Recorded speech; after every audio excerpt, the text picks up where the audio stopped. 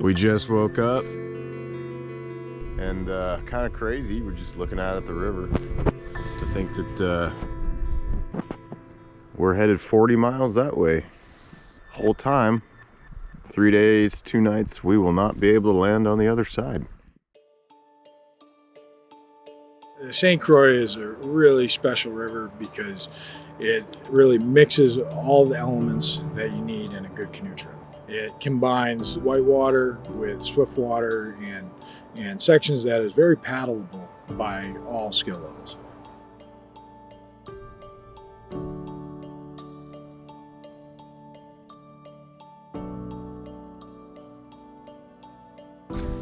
All right, we should push off. All right, the honors to Chris, pushing off into the current. Here's the start of 40 miles, 3 days on the St. Croix River. 2 novice canoeists out here, so we're gonna need all the luck we can get.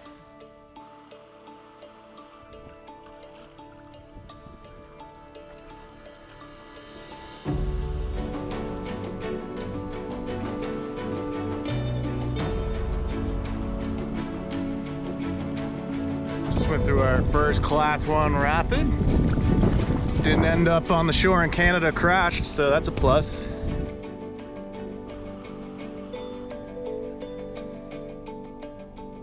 Big old bald eagle right here. Just flying right over us, right across the sun. 3 miles in on the St. Croix, we've been seeing lots of beautiful campsites.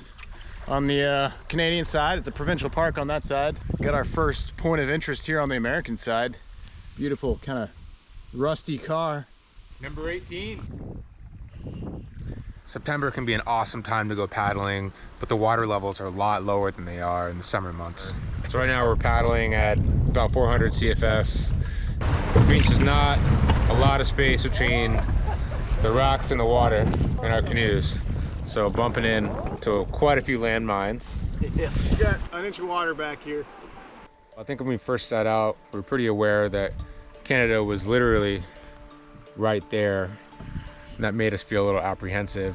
But now that we were almost 10 miles downriver, that's all eroded in our minds, and we're sort of just out in the wilderness. We're kind of just in it, and all of a sudden borders feel pretty arbitrary, which I think is pretty interesting given that we're in a global pandemic, and as Americans we're literally not allowed to go to the other side. So yeah, working through that.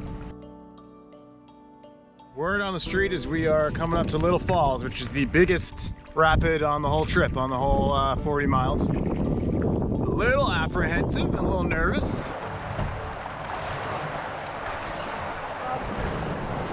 Now look right, look right.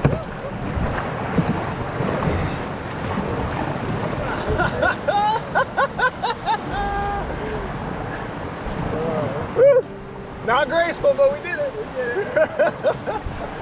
As we've been going down the river, the Canadian campsites have been really, really nice, and it's kind of the same today. Like, this isn't a bad campsite, but just across the way, it's definitely a better campsite. So we'll just sit over here and be envious of our Canadian compadres.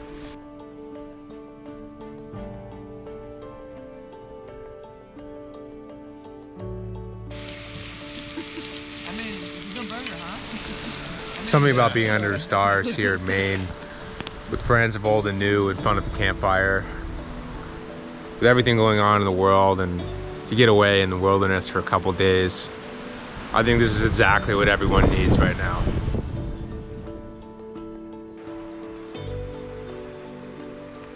Looks like Canada survived the evening.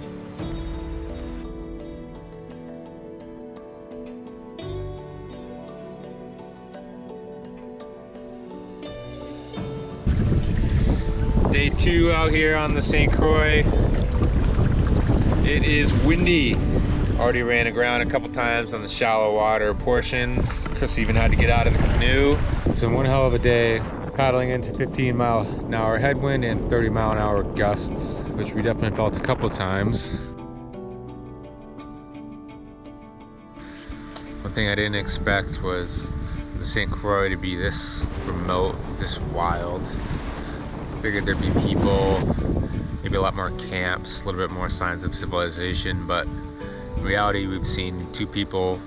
They were Canadian, and we've heard a logging truck, and that's literally it. This is about as remote and wild as you can really get.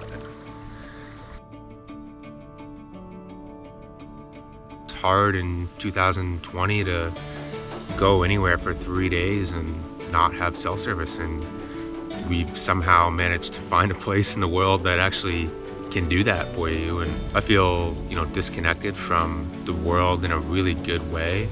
It's been a really quiet, peaceful experience. I didn't really have any expectations coming into this on what the St. Croix River would be. And it's just been beautiful, kind of a nice way to end the summer.